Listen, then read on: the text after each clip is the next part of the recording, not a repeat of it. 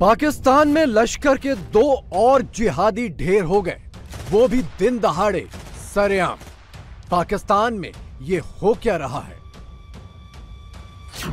पाकिस्तान में गिन गिन कर, चुन चुन कर, इधर मारा जा रहा है तो कोई उथे मारा जा रहा है, तो ये घर में घुस घुस के मारा जा। जिहादियों की सिलसिलेवार हत्या, पाकिस्तान हक्का बक्का। ये क्यों हो रहा है, कैसे हो रहा है और कहां से इसकी फंडिंग और प्लानिंग हो रही है? हिंदुस्तान बहुत सालों से चुप था, अब हिंदुस्तान बोल पड़ा है। कौन है आतंकी किलर? आईएसआई में किसका फियर? एक दिन पहले एक आदमी को और मार दिया है लश्कर तैयबा का। आखिर ये कौन कर रहा होगा? जो अफगानिस्तान है उसकी सरजमीन पाकिस्तान के खिलाफ एक तवील अरसे से इस्तेमाल हो रही है। एनडीएस, सीआईए और रॉ मिल के वहां फरारी कैंप्स चला रहे थे। पाकिस्तान का सियालकोट शहर, 13 नवंबर का दिन, वक्त दोपहर के 2:37। सड़क किनारे की दुकान पर खड़े ये 2 लोग कोई आम लोग नहीं बल्कि लश्कर के आतंकी हैं। एक है मोहम्मद मुजम्मिल और दूसरा नईमुर रहमान।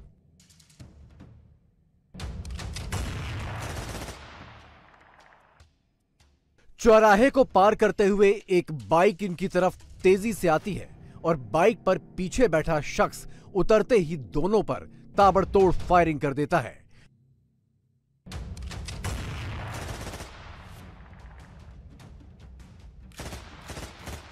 गोलियां चलते ही चौराहे पर भगदड़ मच जाती है।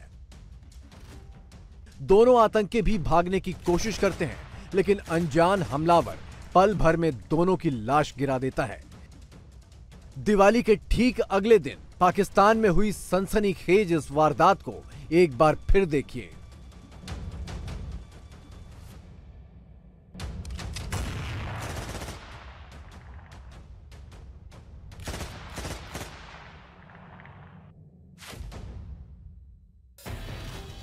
अब बाइक सवार हमलावर को गौर से देखिए। इसके हाथ में कोई देसी तमंचा या पिस्तौल नहीं है, बल्कि इसने AK-47 जैसे हथियार से गोलियां दागी। हमलावर फौजी वर्दी में आया था, जबकि बाइक चलाने वाले शख्स ने हेलमेट पहना हुआ था। चंद सेकंडों में दोनों लश्कर आतंकियों को ढेर करके ये दोनों हमलावर फरार हो गए और दोनों का पाकिस्तान पुलिस को कोई सुराग नहीं मिल पाया है। ऐसी दस्तावेजात, ऐसी एविडेंस अब आने लग गई है कि हिंदुस्तान की जो इंटेलिजेंस एजेंसीज हैं वो पाकिस्तान में बहुत एक्टिव हो गई हैं। ये इतना बड़ा प्रॉक्सी किलिंग कैंपेन जो चल रहा है और पिछले 3-4 साल से ये रफ्तार पकड़ रहा है, इस पे किसी ने अभी तक ये स्टोरी नहीं की। पाकिस्तानी मीडिया ने इन मर्डर्स को कवर नहीं किया, इन असैसिनेशंस को। सोशल मीडिया पे ये खबरें एक पैटर्न बन गया है। ये लोग कत्ल होते हैं, ये खबरें लीक होती हैं इंडियन मीडिया को, और फिर इंडियन मीडिया कहता है कि ये बंदा इस चीज में मुलव्विस था, ये बंदा फलानी चीज में मुलव्विस था।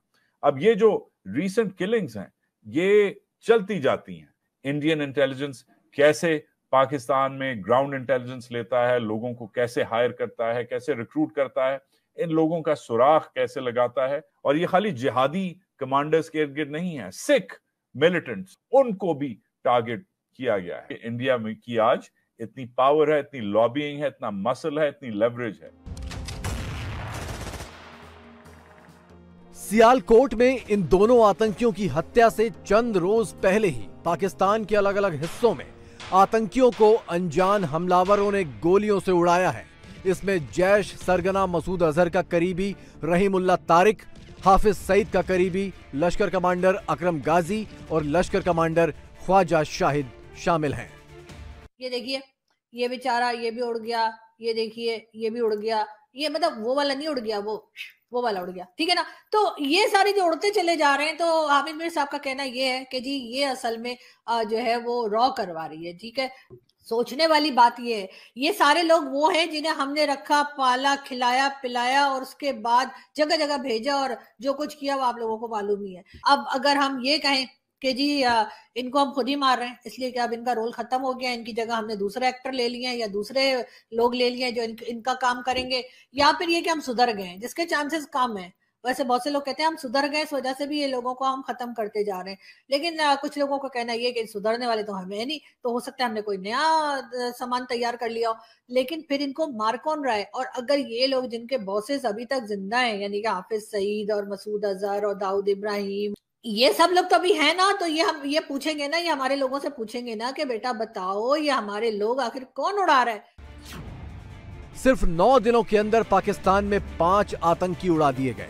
5 नवंबर को पीओके में लश्कर कमांडर ख्वाजा शाहिद की लाश मिली। 9 नवंबर को लश्कर कमांडर अकरम गाजी को खैबर पख्तूनख्वा में गोली मार दी गई। 11 नवंबर को जैश कमांडर रहीमुल्लाह तारिक कराची में गोलियों से भून दिया गया और 13 नवंबर को सियालकोट में मुजम्मिल और नईमुर रहमान उड़ा दिए गए। जबकि 11 नवंबर को लश्कर का फाइनेंसर कारोबारी हाजी नसीबुल्लाह बलूचिस्तान से अगवा हो गया। इसका कोई सुराग नहीं है। दहशतगर्दी और भीख मांगना ट्रेडमार्क है अब आपका, और लोग बेजार हो चुके हैं। दहशतगर्दी से मुझे याद आया, ये एक एक करके हमारे जो लोग हैं, बड़े हमारे अनमोल रतन जिन्हें मैं बोलती हूँ, एक एक करके मारे जा रहे हैं। कोई अननोन गनमैन आता है, उड़ा देता है। कई जो टेररिस्ट कहलाते हैं, जो कि इंडिया को भी चाहिए थे, उनके यहाँ भी वांटेड थे, उनको मारा जा रहा है एक एक करके। अभी एक दिन पहले एक आदमी को और मार दिया है लश्कर तैयबा का। आखिर ये कौन कर रहा होगा? वो सारी डील तो दुबई में हो जाती ना। मगर सर अच्छा ही हो रहा है ना, अगर इस तरह के लोगों को मारा जा रहा है तो। जो बुरा करता है बुरा रिजल्ट हो। हैरत की बात यह है कि पाकिस्तान के मेन स्ट्रीम मीडिया में आतंकियों की इन सिलसिलेवार हत्याओं की रिपोर्टिंग ही नहीं की जा रही है। हत्या की खबरें और आतंकियों की पहचान सोशल मीडिया के जरिए बाहर आ रही हैं। जिन वारदात की रिपोर्टिंग हो भी रही है तो वो भी आतंकियों की पहचान छिपाकर। जैसे सियालकोट की ताजा वारदात की खबर पाकिस्तान के जाने माने अखबार डॉन में छापी गई है। मारे गए दोनों लोगों के नाम भी वही हैं, मोहम्मद मुजम्मिल और नईमुर रहमान। लेकिन ये नहीं बताया गया कि ये दोनों लश्कर आतंकी थे। हत्या की वजह को भी जमीनी विवाद की शक्ल दी गई है। हालांकि इस हमलावर की चाल ढाल देखकर ये कतई नहीं लगता कि ये कोई आम शख्स है। इसकी फुर्ती, इसके तौर तरीके और AK-47 चलाने में बेफिक्री देखकर यही लगता है कि इसे बाकायदा ट्रेनिंग मिली है। अशरफ गनी के दौर में उन्होंने NDS, जो एक अफगान इंटेलिजेंस थी, उसके साथ मिलके उन्होंने पाकिस्तान में कुछ खुफिया सेल बनाए हुए हैं। और ये लोग जो हैं ये पाकिस्तान में टारगेट किलिंग करते हैं। कंट्रोल इनका इंडिया की इंटेलिजेंस एजेंसी के पास है। पाकिस्तान में जो इनके फुट सोल्जर हैं वो अफगानी हैं जो कि ट्रेंड हैं। ये कराची में भी टारगेट किलिंग करते हैं, ये लाहौर में भी टारगेट किलिंग करते हैं, इवन आजाद कश्मीर में जाकर टारगेट किलिंग करते हैं। यानी हामिद मीर का ये कहना है कि पाकिस्तान में अफगानियों की शक्ल में कुछ एजेंट्स भी मौजूद हैं। वो NDS के एजेंट भी हो सकते हैं और रा के एजेंट भी हैं। यानी फिर वो बात सही हो गई कि जो बात कही जा रही थी कि कोई इधर मारा जा रहा है तो कोई उधर मारा जा रहा है, तो ये घर में घुस के मारा जा रहा है, तो ये गली गली फिर रहे हैं रा का एजेंट। तो सर ये रा की साजिश, ये कहना चाह रहे हैं आप? हो सकता है कि वहां पे बहुत सारे लोग इस तरह की शामिल हों जो अंदर से इस्तेमाल हो रहे हों, लेकिन कुछ लोग जो ऐसा कर रहे हैं उसकी बिना पर आप सारी की सारी उनकी जनरेशन्स को तो वापस नहीं भेज सकते। मेरा ख्याल है कि अफगानियों को जो पाकिस्तान में मौजूद है नमक हराम कहना या रॉ के एजेंट कहना, इसको कंडेम किया जाना चाहिए। पाकिस्तान में ये थ्योरी चल रही है कि जिहादियों की हत्या भारत करवा रहा है। इसमें भारतीय खुफिया एजेंसियों की मदद पाकिस्तान में रहने वाले अफगानी कर रहे हैं। पाकिस्तान में रहने वाले अफगानी भारतीय खुफिया एजेंसियों के एजेंट हैं और भारत के इशारे पर आतंकियों को चुन चुन कर मार रहे हैं। इसी वजह से सारे अफगानियों को पाकिस्तान से बाहर किया जा रहा है। जो अफगानिस्तान है उसकी सरजमीन पाकिस्तान के खिलाफ एक तवील अरसे से इस्तेमाल हो रही है। तालिबान से पहले का आप सारा दौर जो है जब वहाँ नेटो की फोर्सेस थी उसको ले लीजिए। जो स्पिन बॉल्दक के इलाके में NDS, CIA और रॉ मिल के वहाँ फरारी कैंप्स चला रहे थे, जिसके अंदर बलूचिस्तान के अलहदगी पसंदों को ट्रेनिंग दी जाती थी और वापस दहशतगर्दी के लिए बलूचिस्तान भेज दिया जाता था। हमने अफगानिस्तान को सपोर्ट किया, उनके महाजनीन को भी रखा, बहुत बड़ी कुर्बानियां दी, पाकिस्तान की सोसाइटी जो कुछ हमारे साथ हशर नशर हुआ, आज पूरी दुनिया में बदनामी भी ली, पूरी दुनिया ने हमें तालिबान का सपोर्टर भी कहा, इंटरनेशनल लेवल पे भी हमें पता नहीं क्या कुछ भुगतना पड़ा। 2 साल बाद पता चला जो 40 साल हमने जो कुछ करते रहे वो गलत करते रहे, तालिबान वहीं खड़े हुए हैं कि नहीं जनाब कि आप हमारे दोस्त नहीं हैं, आप हमारे, और वो आप हमें धमकियां दे रहे हैं। पाकिस्तान में रॉ को लेकर चल रही इस थ्योरी की सच्चाई क्या है, ये कभी किसी को पता नहीं चलेगा, क्योंकि अगर ये ऑपरेशन रॉ का होगा भी तो रॉ सिर्फ करने में यकीन रखती है, पाकिस्तानी खुफिया एजेंसी आईएसआई की तरह शोर मचाने में नहीं। एक जमाना था कि पाकिस्तान की आईएसआई इस पूरे खित्ते में धमधनाती हुई फिरती थी। ऑब्वियसली मकबूजा जम्मू और कश्मीर में और उसके अलावा मुंबई में, दिल्ली में और दीगर और अटैक्स और कैंपेन्स इंडिया में चलाए हैं, मगर हिंदुस्तान बहुत सालों से चुप था।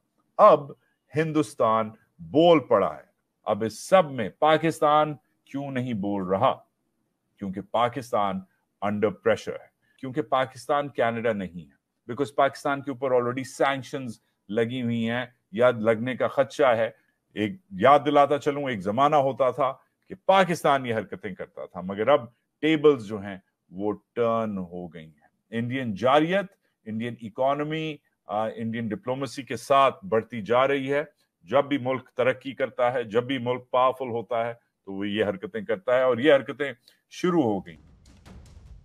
ये तो सच है कि अफगानिस्तान से भारत के पुराने और मजबूत रिश्ते रहे हैं, लेकिन तालिबान की वजह से इन रिश्तों में दरार पड़ने लगी थी। हालांकि अफगानिस्तान में दूसरी बार कब्जा करने के बाद तालिबान पूरी दुनिया के साथ साथ भारत से भी रिश्ते सुधारने की कोशिश में लगा है। इसी से चिढ़कर पाकिस्तान में अफगानियों को नमक हराम और रॉ एजेंट तक करार दिया जा रहा है। हमारा एक और मुसीबत तो अब अफगानिस्तान बन गया। पाकिस्तान का कौन सा बॉर्डर ज्यादा वो क्या कहते हैं डेंजरस है, ऑन द ईस्ट और on the west? I would say on the west at the moment. ये तालिबान का पंगा हमने लिया हुआ है, अब वही हमारे गले पड़ गए हैं। Something must be wrong with us fundamentally, and fundamentally what is wrong is कि हम 21वीं सदी में 7वीं सदी के जो एक्सपीरियंसेस है ना, उनको किसी तरीके से सोचते हैं वापस आ जाएंगे। ये एक धोखा तो है, इससे डिल्यूजन। ये सारी चीजें लोगों को धोखा दे के हमें क्या फायदा हुआ है? कुछ भी तो नहीं हुआ। मेरा तो एक ही कॉल है, इंडिया के साथ आप ओके कहते हैं जाके जप्पी भावे ना पाओ, लेकिन कम से कम गुड नेबरली रिलेशंस की बुनियाद पे पा दो ना। हमारा ये एक नॉर्मल इलाका हो जाए। तो क्या अब पाकिस्तान में अगला नंबर हाफिज सईद का है? क्या अनजान गनमैन को मसूद अजहर का पता मिल गया है? अनजान गनमैन पाकिस्तान में इस साल अब तक 15 आतंकियों को मौत के घाट उतार चुका है। इनमें से 2 वारदातों के सीसीटीवी वीडियो भी इंटरनेट पर वायरल हो चुके हैं। पहली वारदात 30 सितंबर को कराची में हुई थी, जब लश्कर आतंकी कैसर फारूक को नमाज के बाद मस्जिद के बाहर अनजान हमलावर ने गोली मार दी। और इसके बाद ताजा मामला, जिसमें 13 नवंबर को सियालकोट में लश्कर के 2 आतंकियों को उड़ा दिया गया। इन दोनों घटनाओं का वीडियो आने के बाद भी पाकिस्तान पुलिस हमलावरों को नहीं पकड़ पाई। इसके बावजूद रॉ और अफगानियों पर इन हत्याओं का इल्जाम मढ़ा जा रहा है। कहा जा रहा है कि ये इंडिया का हाथ है इन सब में, रॉ का किया धरा है, क्या कहेंगे आप इस पर? हाफिज सईद साहब के हवाले से तो रॉ बहुत सारी एक्टिविटीज में इन्वॉल्व है। पहले भी उनके घर पे एक ब्लास्ट हुआ था जिसमें रॉ इन्वॉल्व थी। इंडिया को हाफिज सईद साहब से खारबाजी नहीं है, इंडिया को तो पाकिस्तान से खारबाजी है। वो पाकिस्तान को हर वक्त अगर मुस्तहकम करने के लिए कुछ ना कुछ करता रहता है और ये भी उसी का हिस्सा लगता है। जब हाफिज सईद पर के घर पे कार हमला हुआ, कार बम धमाका हुआ, तो उस टाइम तो पाकिस्तान के मिनिस्टर्स की तरफ से प्रेस कॉन्फ्रेंस की गई। तो अब ये मामला तो 2 स्टेट्स के दरमियान बिल्कुल चल रहा है। वो मिलिटेंट्स जो एक जमाने में बहुत पावरफुल होते थे, अब इस तरह से उनको कैसे हिट किया जा रहा है। तो इस हवाले से जितने भी इम्पोर्टेंट पॉइंट्स हैं, उसमें ये सबसे बड़ी बात ये आती है कि पाकिस्तान के अंदर आखिर ऐसा क्या है या ऐसा कौन सा नेटवर्क बन चुका है कि जिसकी बेस पे वो इंटेलिजेंस जो है वो ग्राउंड से गैदर करके तो फिर ये टारगेट्स अचीव किए जा रहे हैं या हिट किए जा रहे हैं। पाकिस्तान एक तरफ तो अफगानियों पर रॉ एजेंट होने का इल्जाम लगाकर उन्हें गालियां दे रहा है, देश से निकाल रहा है, दूसरी तरफ तालिबान के कहर के डर से अफगानियों को खुश करने की कोशिश में भी लगा है। जो हमारे अफगान भाई इंडिया को खुश करने के लिए पाकिस्तान को गाली देते हैं, पाकिस्तान में महमूद गजनवी, शहाबुद्दीन गौरी, अहमद शाह अब्दाली, इनकी बड़ी इज्जत की जाती है। बल्कि पाकिस्तान ने तो अपने मिसाइलों के नाम जो हैं वो इन बुजुर्गों के नाम पे रखे हुए हैं, Gauri missile, Ghaznavi missile, Abdali missile. अब इसको कोई पाकिस्तानी मार के गया होगा ना, ये तो नहीं हो सकता कि कोई इंडिया से बंदा आया होगा जिसने मारा होगा, क्योंकि वो तो नहीं कर सकते, क्योंकि एक वो ये उनके लिए लॉजिस्टिकली पॉसिबल नहीं होता। ये ऑपरेट कैसे करते हैं कि फॉर एग्जांपल क्या कोई थर्ड पार्टी किसी चौथे मुल्क में कोई कॉन्ट्रैक्ट करते हैं, वो इधर क्या मतलब होता कैसे है? ये वाला शायद चूरन कि जी दुश्मन मुल्क की एजेंसियां ये सारा कुछ करती है, उस पर बात खत्म नहीं होती। आप पकड़े लोगों को कानून के कटोरे में लेके आया करें और उसके बाद दुनिया को दिखाया करें कि यार ये फला बंदा था, हमने इसको पकड़ा और ये इन चीजों में मुलविस रहा है। कनाडा में एक सिख रहनुमा कत्ल हुआ है तो उन्होंने पूरी दुनिया में शोर मचा दिया है। हमारे मुल्क पाकिस्तान में सिख नहीं, कई कश्मीरी रहनुमा जो हैं उनको कत्ल किया गया और इंडियन अखबार कह रहे हैं कि ये हमारी कार्रवाई है। क्या हमारे वजीर आजम को अब न्यूयॉर्क में यूनाइटेड नेशंस में जाके ये बात नहीं करनी चाहिए? क्योंकि उनका ताल्लुक जहादी तंजीमों के साथ माजी में 90s में रहा है और अभी वो फलाही सरगर्मियों में इन्वॉल्व थे, तो इसलिए उनको असैसिनेट कर। इनके एक भाई को पहले भी लाहौर में 2018 में टारगेट किलिंग के जरिए मारा गया था। ये अनजान गनमैन अफगानी हो या चाहे जो भी हो, पाकिस्तान में भारत के दुश्मनों के बीच इसका खौफ इतना है कि आईएसआई ने सारे बड़े आतंकी सरगनाओं की लोकेशन बदल दी है और इन्हें बाहर निकलने से सख्त मना कर रखा है। लेकिन जब इनका दुश्मन इन्हीं की जमीन पर घूम रहा हो तो हाफिज और मसूद कब तक छिपेंगे?